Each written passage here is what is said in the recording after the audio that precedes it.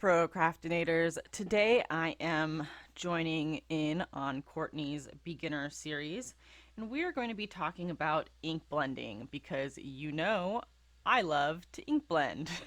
So we are going to start off with tools. As you can see, I have a variety of tools here. Most of them look brand new because I've never used them. I found the ink blending tools that I like and I kind of stuck with them. Some I've received as prize winning, some I've received in craft kits, and some I tried some in the packages and they ended up in the garbage, and I've just kind of stuck some of these in my stash and I've never used them. So let's start off with some basics here.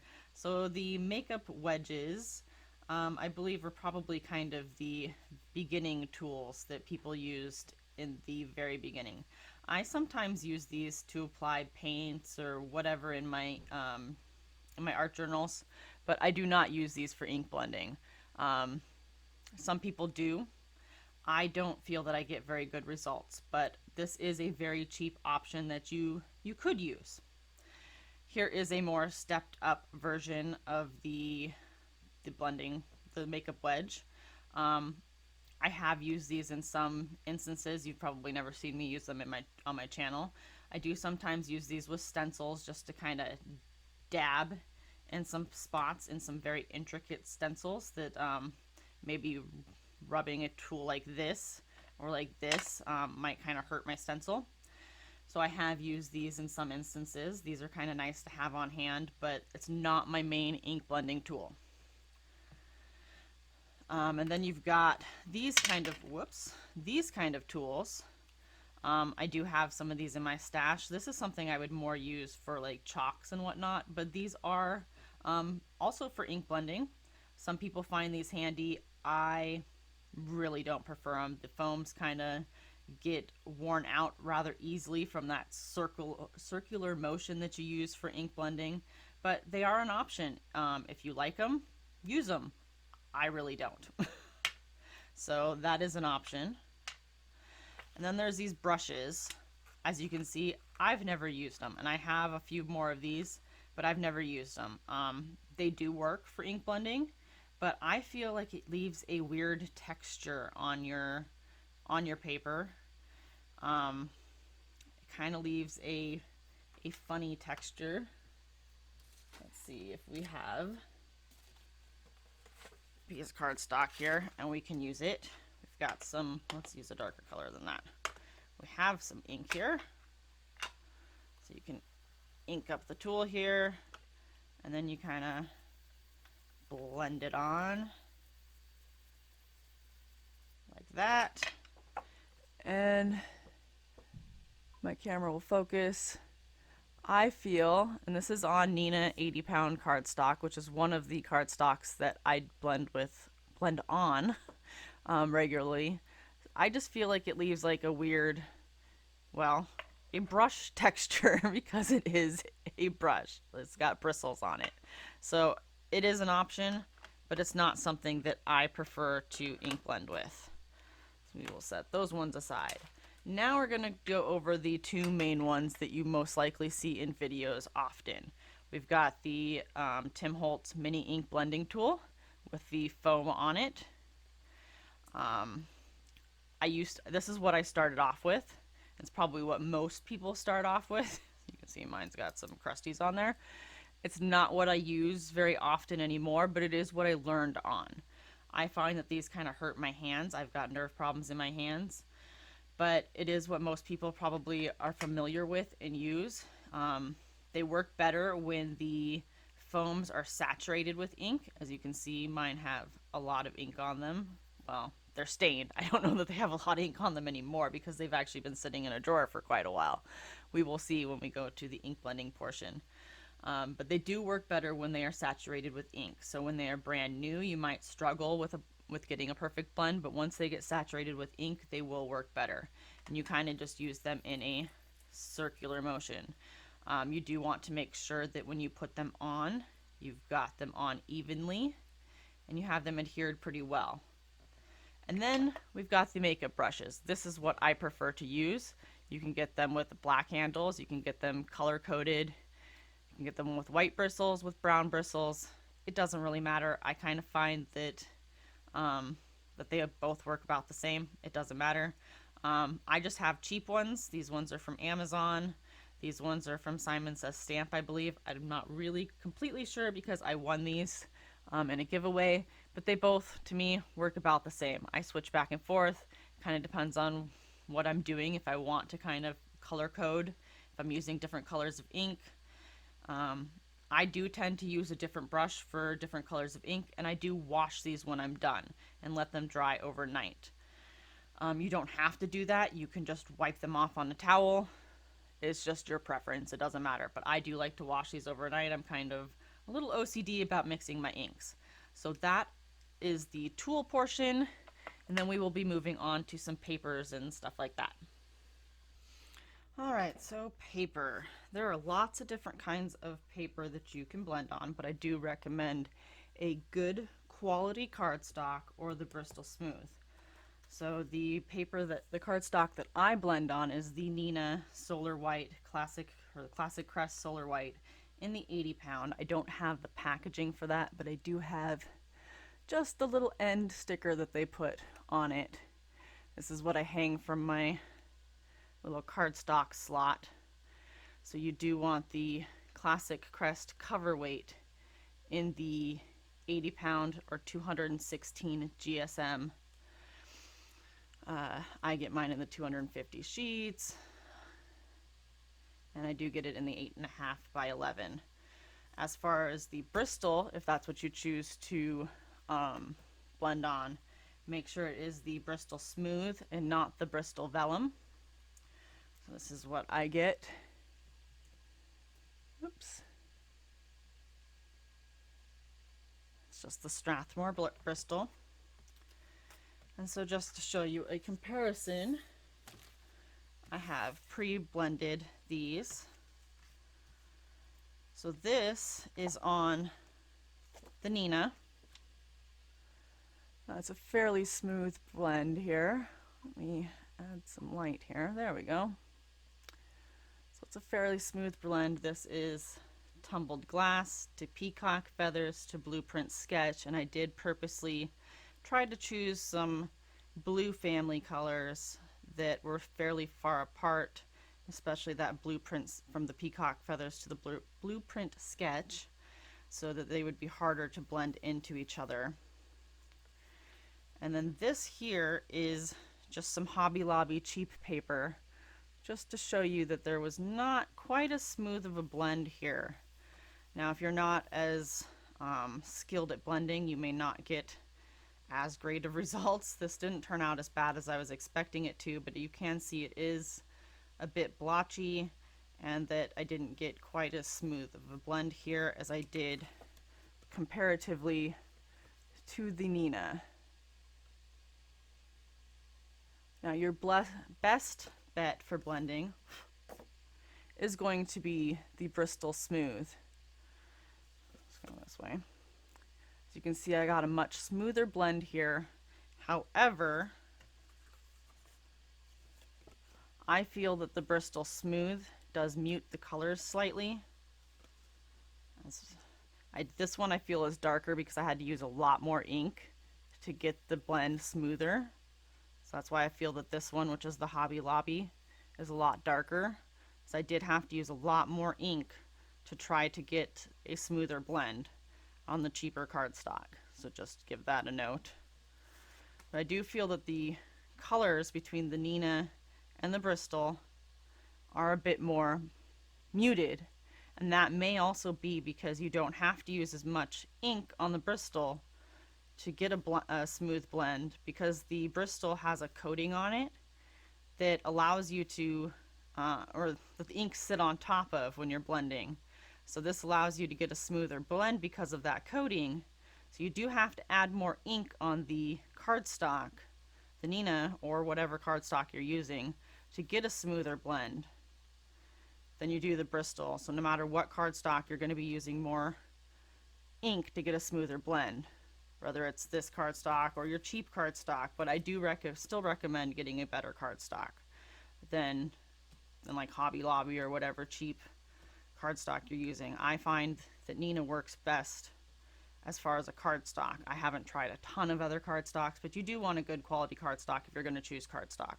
However, if you struggle with ink blending, I highly recommend trying Bristol Smooth if you have not done it. I go back and forth between the two. I don't have a whole lot of problems blending on cardstock, but I've been doing this a long time, guys.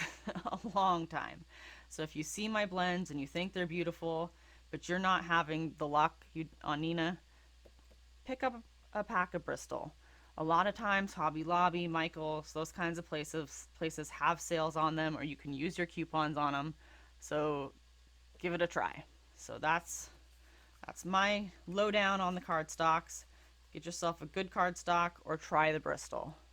So again, Neenah, Bristol, and this is the Hobby Lobby Paper Studio brand. So they all came out fairly good, but just keep a reminder that I've been doing this a long time. All right, as far as inks go, you can use various different dye inks, pigment inks.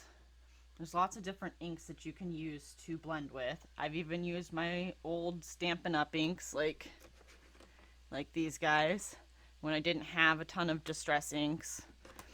So there's lots of different inks that you can use to ink blend with, but these two are the ones that you're going to see people use the most with ink blending because they stay wet longer, they blend beautifully, they're designed to blend, and they are water reactive, so you can do lots of different fun techniques with them. So the main difference between these two are this one is a dye-based ink, and this one is a hybrid, so it is dye and pigment together.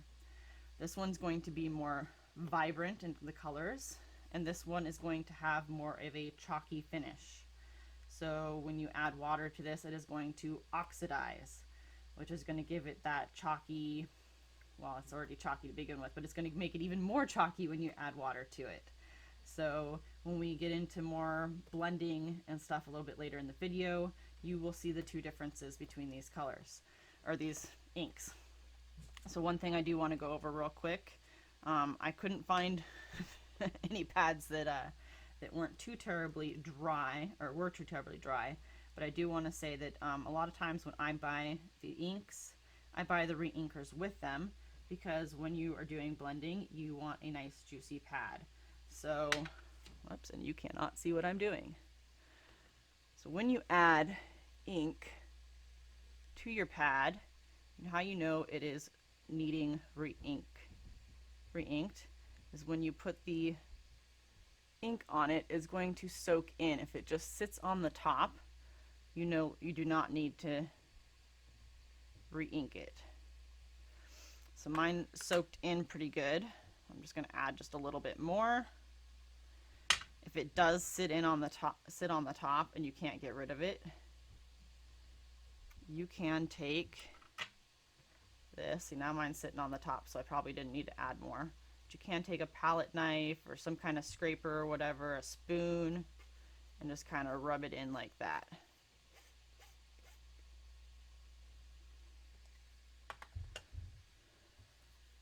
So I do try to keep my pads fairly juicy. It does make ink blending a lot easier, but you don't want them so juicy that they are leaching out of the pad.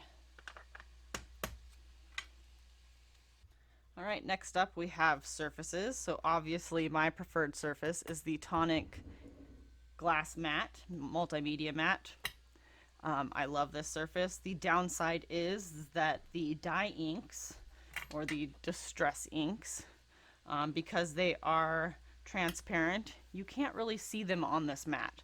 So if you forget to wipe the mat down after you do ink blending, you can get the backs of your cards all inky. That is the one big downfall of this mat. But the upside is that if anything dries, texture paste or any of those things dries on this mat, it is very easy to clean off, and that is what I love about this mat. the other surfaces that you can use. This came with the glass mat, but there are bigger versions of this. This is the Tonic Easy Clean Mat. You can ink blend on this. It has a nice slick surface here, and then the bottom of it is kind of grippy, so it will stick to most surfaces and stay exactly where you need it. So you can ink blend on this. I like to ink blend on smooth surfaces because that is less friction when you go from off the card onto the card. Grab a piece of paper here. But it's nice to be able to have that, not have any friction. Also, any excess ink that you blot off, you can come back and use that instead of going from the pad again. I like to be able to use all that excess ink and not waste any. Another similar surface are these craft sheets. You can get these in the baking section as well. What I don't like about these is it doesn't have that grippy surface that the Tonic Easy Clean mat does, so you might have it shift around on you. But it's the same type of deal as the Tonic Easy Clean mat. So basically the same thing. This one is a bigger one than the one I've got for the Tonic mat, but that's really the only difference. You can get these in all sorts of sizes. You can cut them down, you can do whatever. You might be able to tape it on the side, but this is a non-stick, like silicone type surface, so I'm not sure the tape's going to work for you. As you can see, mine is somewhat well loved. I've used alcohol inks on this. You do not want to use alcohol inks on this unless you want it to be stained, but obviously you can see this stains pretty easily as well. Another option, a lot of people like to use just scrap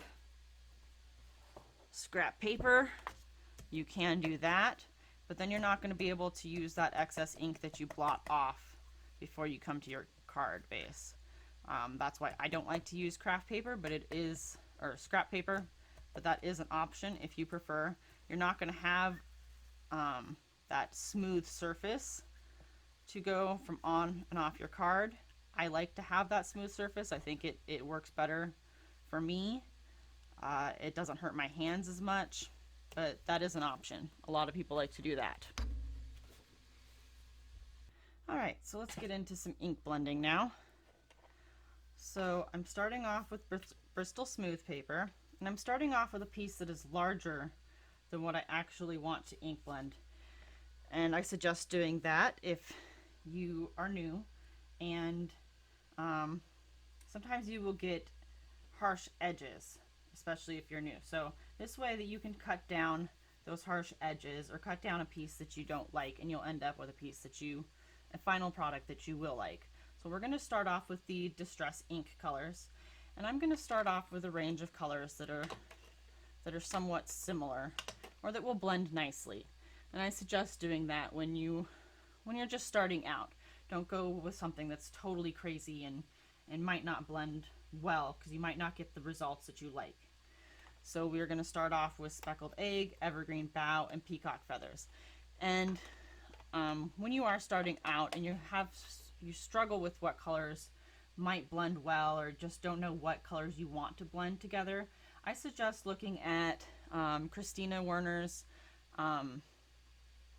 Distress Oxide blends, or go on Pinterest and look up distress ink combos. And just because it says it's for oxide doesn't mean that it won't work well for the distress ink colors. I do this all the time when I'm not sure what colors I want to blend together. I find combos that I like, or sometimes I tweak them a little to colors that might fit my project or whatever. I use it as a jumping off point. So don't be afraid to tweak colors or just use them as jumping off points, inspiration, because there are many, many colors out there that will blend well together. All right, so let's get started. So I'm just going to ink up my pad here, and I notice that it's not glued down, and this is the first time I've used this, so that's fantastic. I will be contacting Ranger about that. Anyway, so I like to blend from the side. This is more ergonomic for me, so that might work for you. And I put my hand on the side that I'm not blending on. And then we're just going to start off the paper and work our way onto the paper. And this is going to be a pain.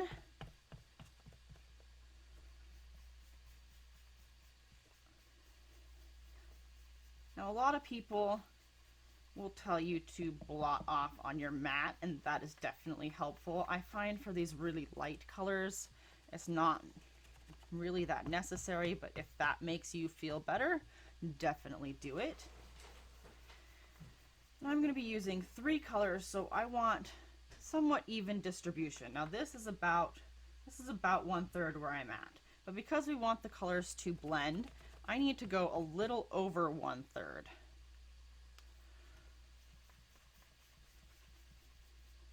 So we're just going to go a little bit more closer to the 1/2 mark.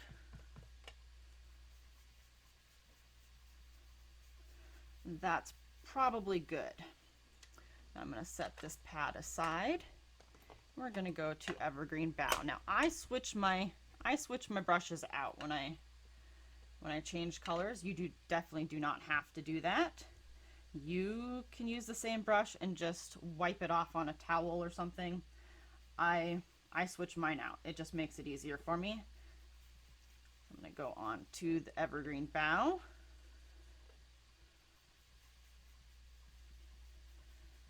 And the one thing nice about Bristol Smooth is I can go like that, and oh no, I made a mistake. But the Bristol Smooth will let me just wipe that right out. If you were working on regular cardstock, that would be a problem. It's not going to blend out as easily. So this is why I suggest that if you're beginning ink blending, that you work on Bristol Smooth, because it is so much more forgiving. So now I've come a little over the 3rd mark, or 3rd way mark. I'm going to put this one aside, and I'm going to bring out Speckled Egg again, and I'm going to blend this little mark here. Oh, that pad is driving me nuts. All right, so we're going to blend these two together and blend that harsh mark away. Now a lot of people will blend all their colors and then come and blend those two out, you know, blend all the colors individually together. I like to work in between 2 and then blend on my next color, but it's just whatever your preference is. So now we're going to move on to the peacock feathers. I'm going to turn this around so it is easier for me. And then I'm going to take a piece of Post-it tape, put my fingers on it, and put this here. Because if I don't, well, you're not going to see that on that color. If I don't, I can get fingerprints all over this. I don't know if you can see that. Probably not, because I used pretty light colors. I'm not sure if you're going to be able to see that, but don't fret. If you do that, we can just blend that right out, because again, we're working on Bristol Smooth and it is very, very forgiving. Take my Speckled Egg color and blend those fingerprints out too. So just cover your, I got those brushes mixed up, but that's all right. Just cover your fingers with something, a piece of Post-it tape, a piece of paper, a Post-it note, whatever you want to cover your fingers with. Scratch paper, it doesn't matter. Just cover your fingers, because otherwise you're going to get inky fingers, or my fingers weren't even that inky, just fingerprints all over your project, and it's not going to make you happy. But it does rub out on the Bristol Smooth.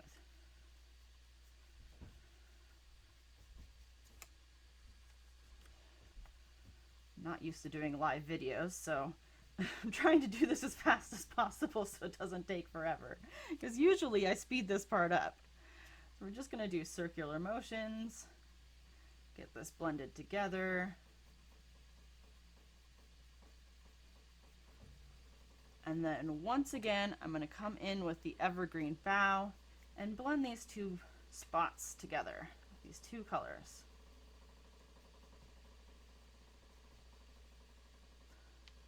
And that is a fairly nice blend. So that is with the Distress inks on the Bristol Smooth. We got a fairly seamless, smooth blend. Now, I didn't get any harsh edges really around mine, but it can happen if you go too heavy-handed. Now, let's wipe off our mat here.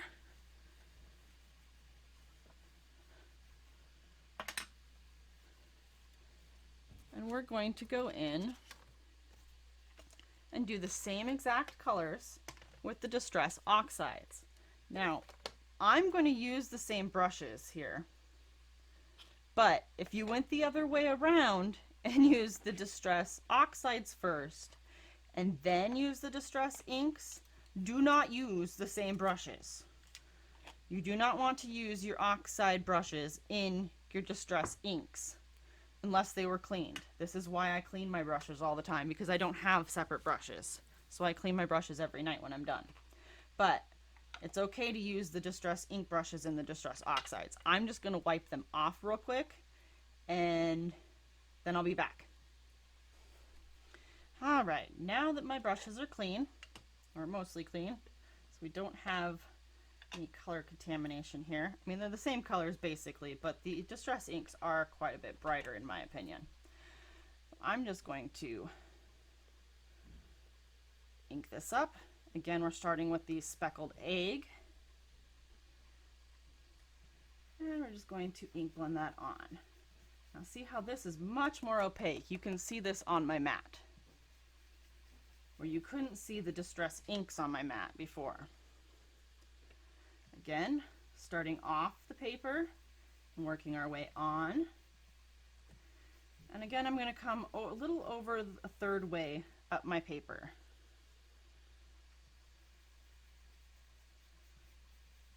Circular motions.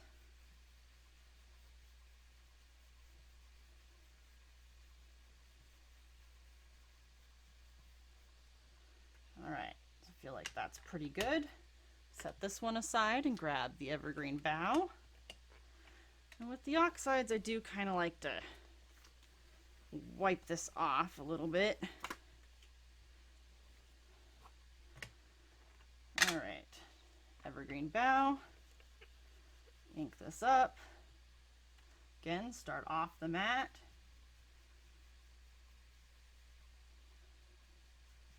I'm going to come into that Speckled Egg a little bit.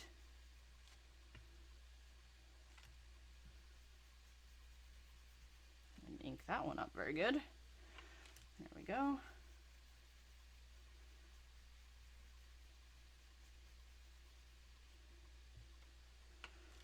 Come a little over my 2/3 waypoint.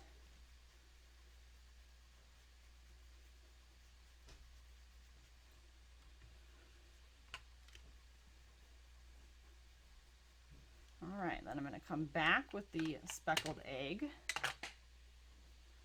There should still be enough on my brush that I can just blend this together.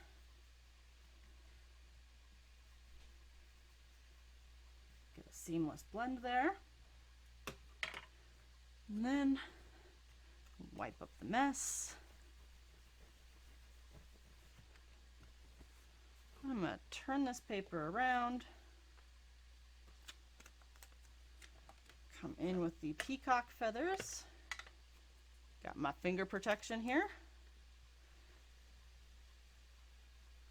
Ink up the brush.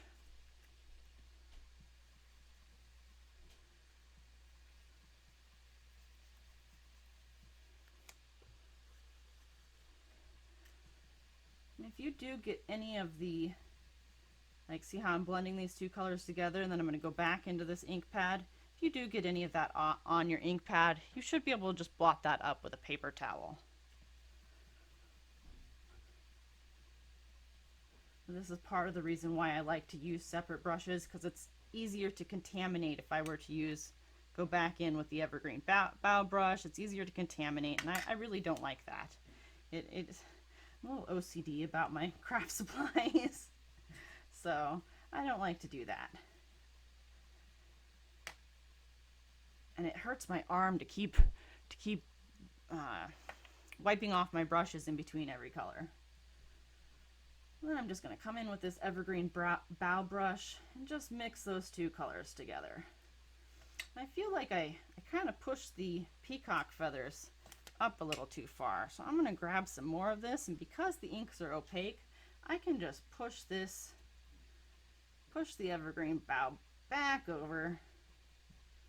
And that is the nice thing about the oxides being opaque. I can just push that over and put some more peacock feathers in. And I kind of feel like I got a small stripe of the evergreen bough now. So you can just fix your mistakes by adding more. The oxides are very, very forgiving. We can just go like that. And just keep blending until you are happy with the results. That is one thing I do like about the oxides, is they're very forgiving, but I just really like the vibrant colors of the Distress ink. So it's really your personal preference. I mean, I do have both because they both serve a purpose, but it is definitely your preference of what you like better. As if you watch my channel on a regular basis, you do know that I like the Distress inks better, but I do pull out the oxides on occasion for certain techniques.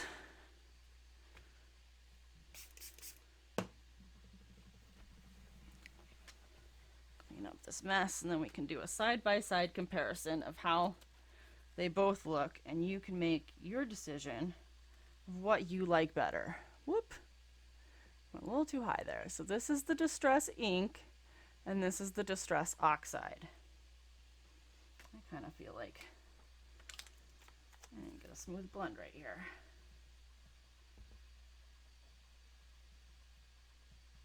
There we go. And then I stuck my finger in it. See? There we go. All right. This one's still very wet. I don't want to stick my fingers in it. So you can definitely see. I do feel the Bristol Smooth mutes the colors here. So I don't know if it's necessarily a fair comparison, because I often blend on Nina, but I did want to do it on Bristol just so you guys can see how you have to kind of treat Bristol a little bit differently because of the fingerprint issue, because the inks do sit on top. But I definitely recommend that if you're having problems with blending, to try the Bristol, because it definitely makes blending easier. But you can see that there are differences in how the two different inks look. So now, what a lot of people like to do with the Distress inks and the Distress oxides, because they are water reactive, is spray them. Now if I go full spray, I get a mist on this one, and if I go half spray, I get water droplets, which is what a lot of people like, is this water drop look. We'll get some water drops on there, let it sit a minute, and dab that up.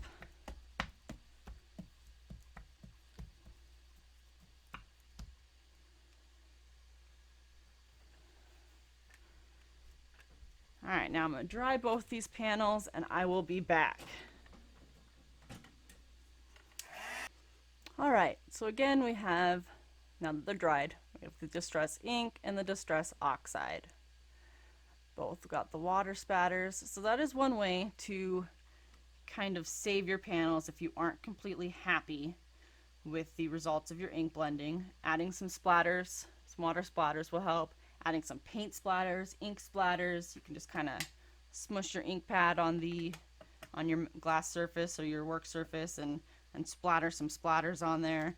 That will definitely help disguise any ink blending mishaps you may have.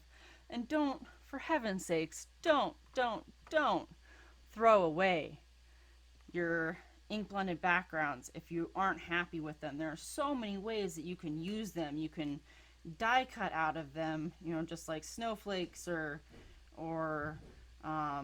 mandalas or whatever you have. You can die cut smaller pieces out of them, or you can do a cover plate die out of them. I have a video, try to remember to link it below, where I did a bunch of backgrounds. I don't remember if they were ink blended or not, but I did a bunch of backgrounds, and And there were some that I weren't happy with. I think it was like a wax resist technique or something like that.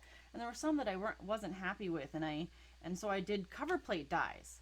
And you know, if you got an intricate cover plate die and you die cut it out, you're not going to see that the ink blending isn't perfect. All you're going to see is that beautiful cover plate die and all these beautiful colors that were all over it. And you know, you can save it in so many ways. Don't throw them out. You're just wasting the paper and your time. There are so many ways that you can save it. Just don't throw it out. So anyway, I hope that you enjoyed the video today and the tips. If you have any questions for me, leave them in the comment section below. If you enjoyed the video, give me a thumbs up, and please subscribe to my channel if you haven't already. And as always, have a great day.